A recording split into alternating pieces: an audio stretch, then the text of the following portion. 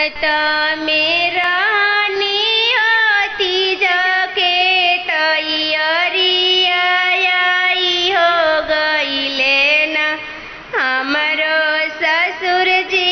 नियरवा आई हो गईले ना हमारो ससुर जी नियरवा आई हो गईले ना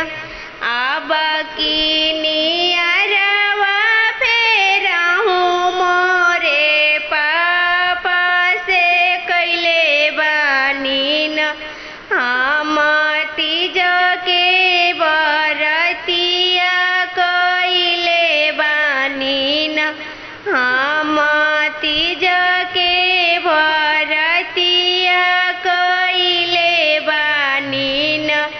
मांजत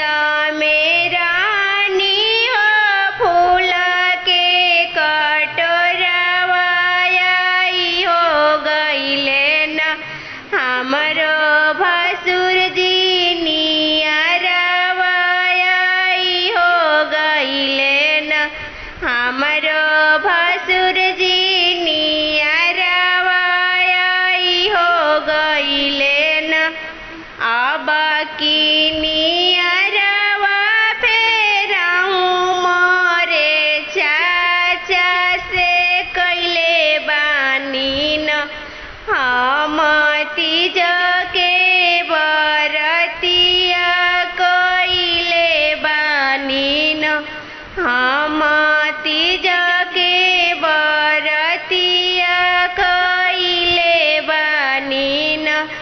मांजत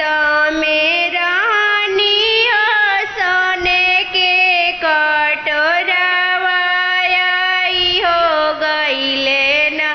हमारो देवर जी नियरवा आई हो गईले ना हमारो देवर जी नियरवा आई हो गईले ना अब की नियरवा फेराऊं मोरे भैया से कैले बानी न हम तीज के बरतिया से कैले बानी न मांजत मेरा